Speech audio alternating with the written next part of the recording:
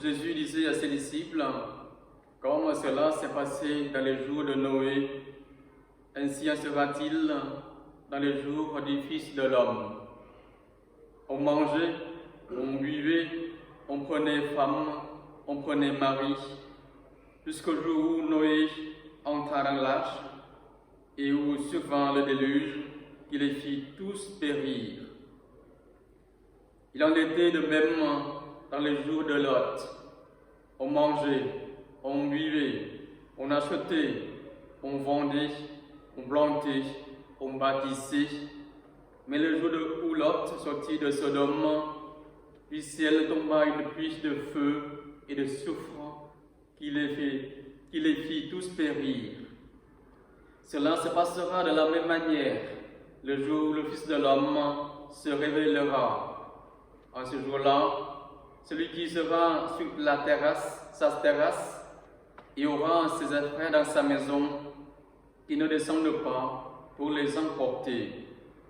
Et de même, celui qui sera dans son champ, qui ne retourne pas en arrière.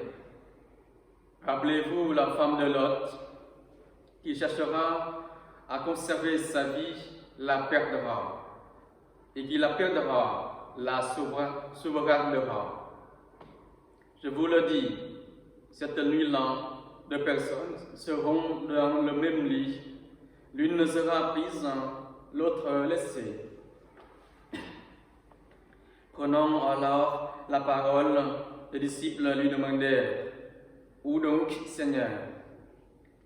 Il leur répondit, « Là où sera le corps, là aussi se rassembleront les vautours. »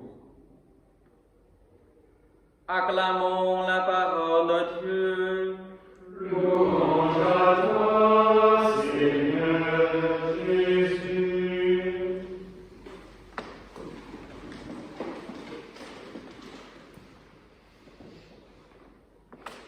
Frères et sœurs, à 15 jours de la solennité du Christ roi qui va clôturer l'année liturgique, année A, la parole de Dieu nous donne aujourd'hui de méditer sur la dimension eschatologique, c'est-à-dire le retour du Christ et la fin du monde. Dans le texte de l'évangile de ce jour, la fin des temps, la certitude de la vie sont très remarquées. Pas tant pour nous effrayer, pour que nous soyons bien prévoyants et attentifs, préparés à la rencontre de notre Créateur et notre Sauveur, Jésus, que nous avons la joie de fêter sa nativité à Noël.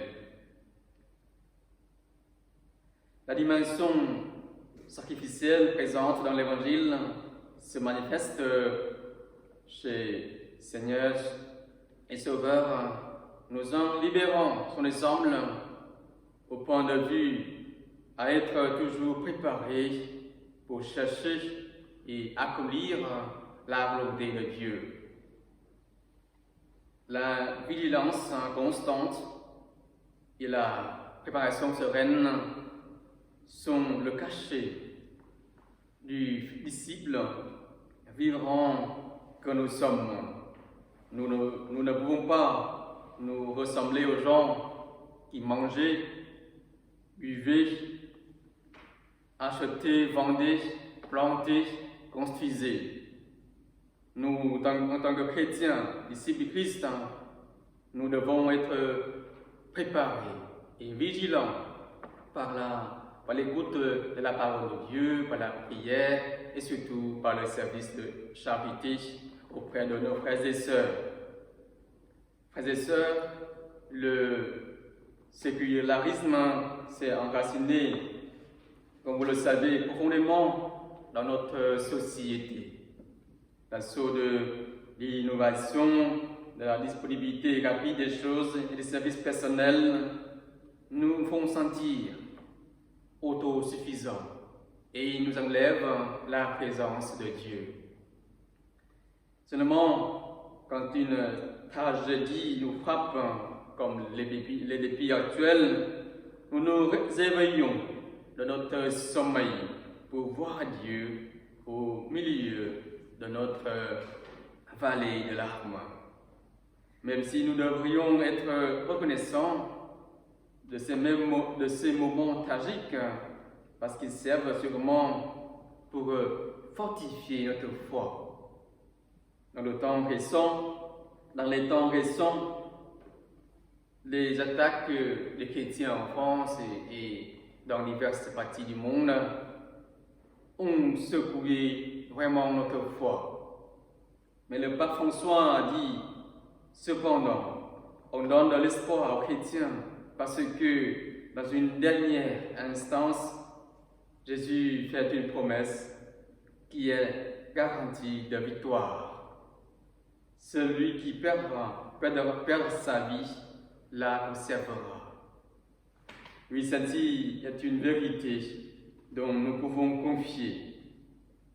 Le témoignage puissant de nos frères et sœurs qui donnent sa vie par la foi et par le Christ ne sera pas en vain.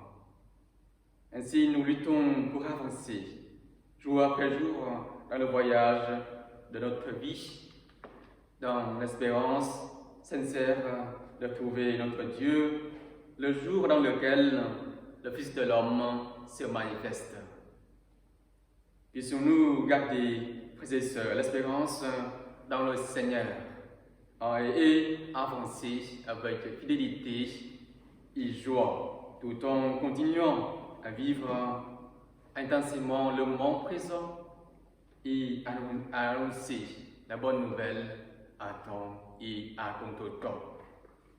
Amen.